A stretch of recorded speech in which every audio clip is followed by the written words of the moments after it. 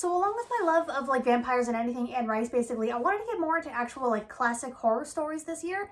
And it doesn't have to be classic ones, but just horror stories in general, kind of starting with the classics, I guess. Carmilla is definitely on my list. But I also really wanted to read The Haunting of Hill House by Shirley Jackson, because it feels like a staple in like female-driven, female-written oriented horror stories. And yeah, I learned about the book through the Mike Flanagan TV show, Haunting of Hill House on like Netflix. And while I do love the show, I absolutely love that show, I've watched it multiple times, I do want to acknowledge it's more of like a male leading show. Not a big deal, but I've noticed it's more male leaning, more male oriented, mainly because of Steve Crane is like the main character in that one. It's about his brothers and his family, or him and his family, not just his brothers. And what happened to them that night, and like what happened to their mother and all that. And Nell in the show is like the inciting incident, a re-inciting incident for all of them. But in the book, in the original, it's all Nell's story. Also, side note, Bly Manor, The Haunting of Bly Manor, also by Mike Flanagan, made me cry. How dare you? I love it. It hurts so good.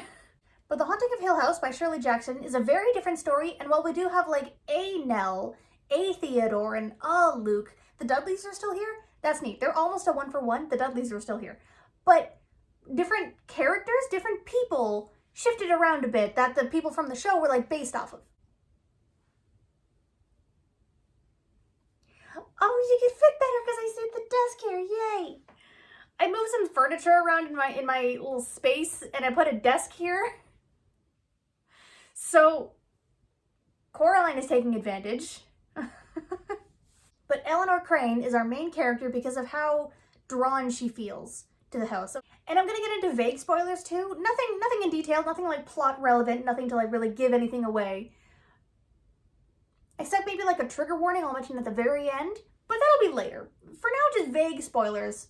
Just like describing the story in a couple of interesting moments. So Nell is introduced to the house within the hills, Hill House, which is described so beautifully, by the way. The writing style, absolutely amazing. I love an older writing style sometimes. And the thing that really stuck out to me, it's called Hill House, right? You think it'd be like on the top of a hill. It's not. It's in the bottom of a valley, surrounded by a bunch of hills. It's tucked in there, and you can feel like the weight of this place, weighing it down in the lands itself. It's subtle, but it's like claustrophobic.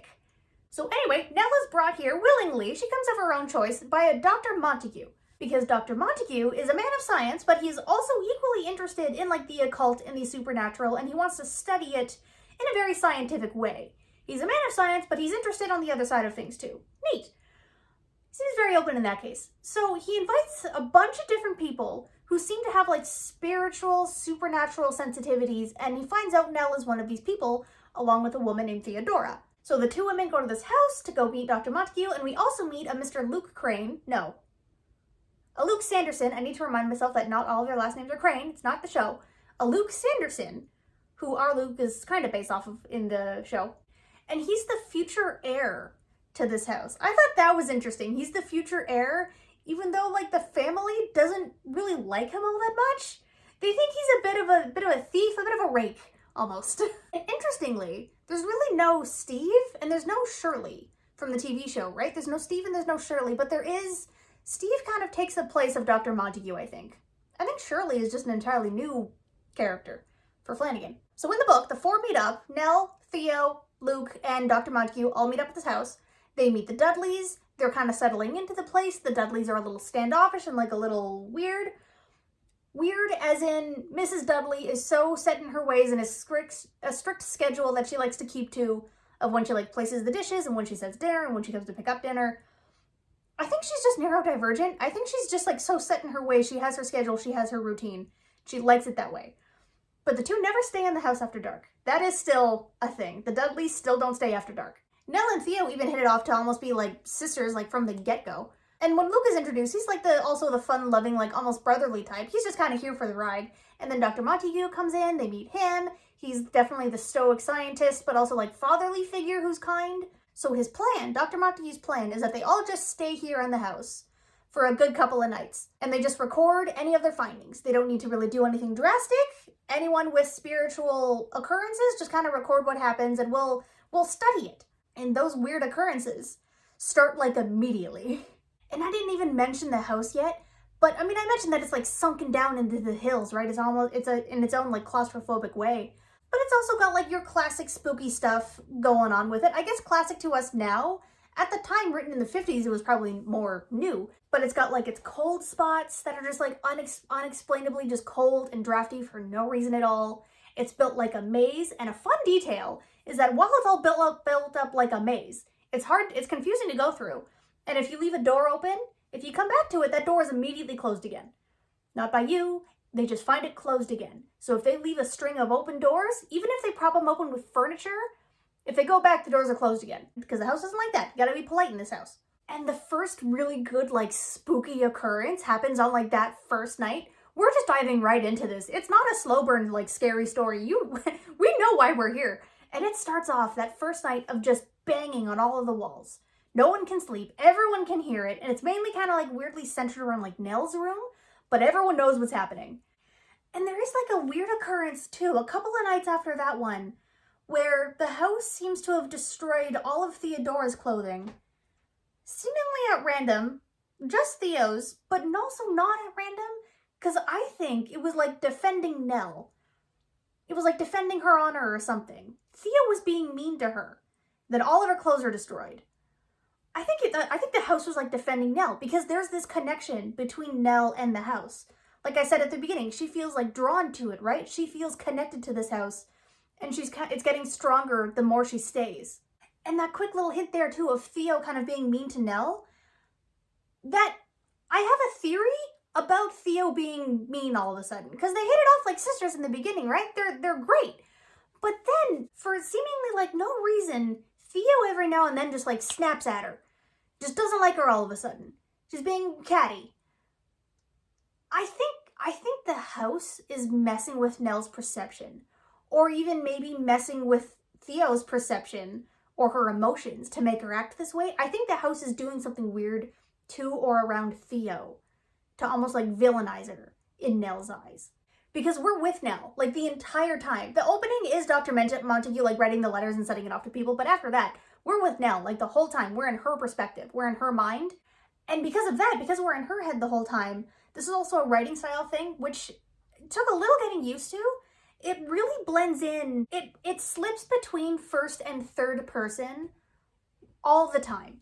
And you know how in modern stories nowadays we have that trick of like if you're having an internal thought, or if there's like two people thinking to each other, or like in with Christopher Paolini stuff and more like Murtagh and Aragon, when the dragons are talking to their riders, it's in their heads, right? It's in italics.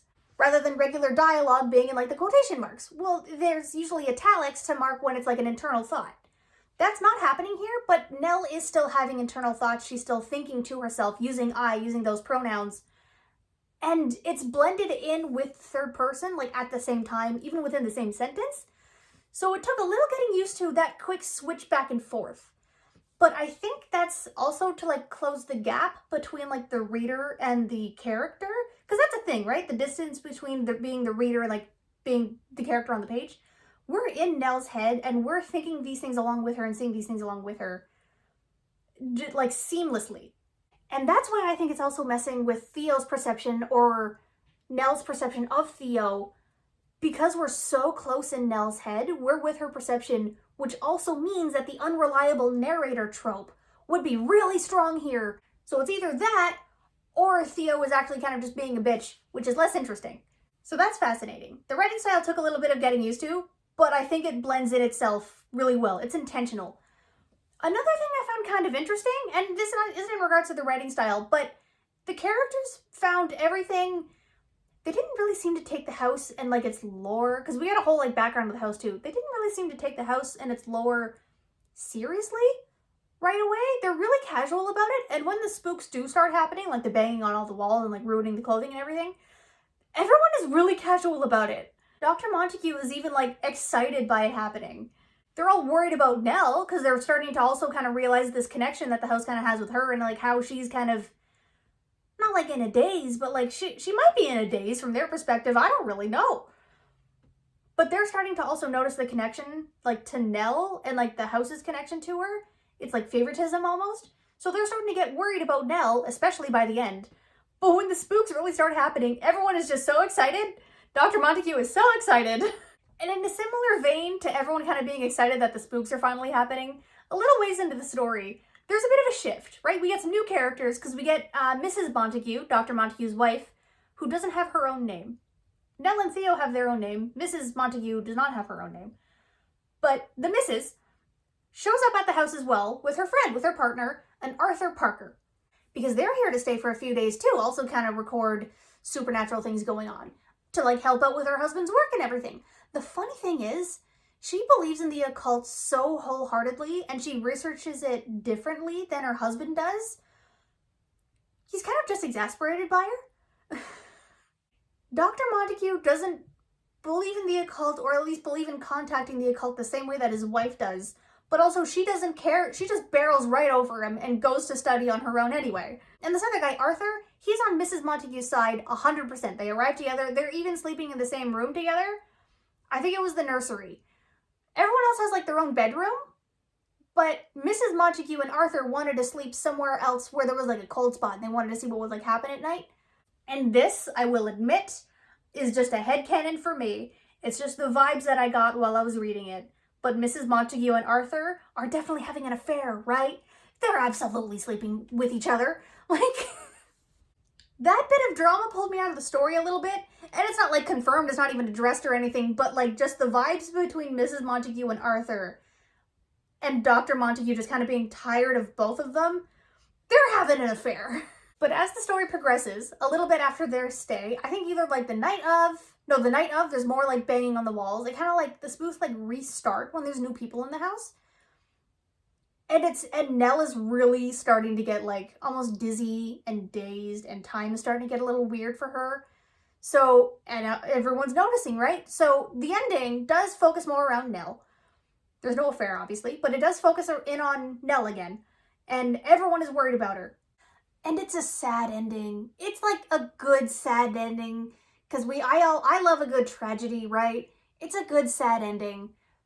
And I'm going to mention a trigger warning as well, if you want to skip it, just to avoid anything in regards to the ending as well. I've like alluded to a few things. And I'm not going to say specifically what happens at the end, but I'm going to say a quick trigger warning here. And if you want to skip ahead, even just a couple of seconds, totally fine. But the quick trigger warning is that there is a moment of suicide.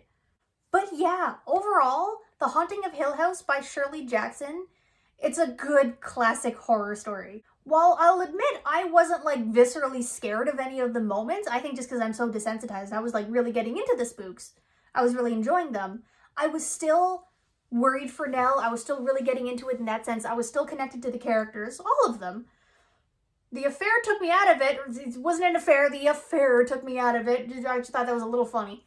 But that blending of perspectives, including our own, is kind of messed with, and that is fascinating. That was fun. And the house feels like its own presence. I love a good horror story, a good like haunted house story, when it's not like ghosts or anything, when it is like the house itself is like bad. Or there's so many bad things here, it's just seeped into the walls. It's the house. It has its own presence. And that is something as well, I'll say that the show did great. I think the house in the TV show by Mike Flanagan was such a cool house. I tried building it in The Sims once. It didn't turn out well. So yeah, I'm excited to get into more like classic horrors this year. Feel free to like and subscribe, and I might actually watch Hill House again. I might watch that again. I might also watch The Fall of the House of Usher. The Fall of House Usher. It's kind of a long title, isn't it? The Fall of the House of Usher. I like that one too, with all of Edgar Allan Poe stuff, also by Mike Flanagan. I am so excited. He's doing The Dark Tower. I am so excited he's doing The Dark Tower. Oh my god. Praise to the mid-world old gods. Praise the beam? Is that something they said? I don't remember. If you've read The Dark Tower, you'll know what I mean, but if I say the beam. But like, I think, was that a thing? Praise the beam or like follow the beam? That might have been a thing. I might also be making that part up, but you know what? Maybe I'll actually reread the Dark Tower series.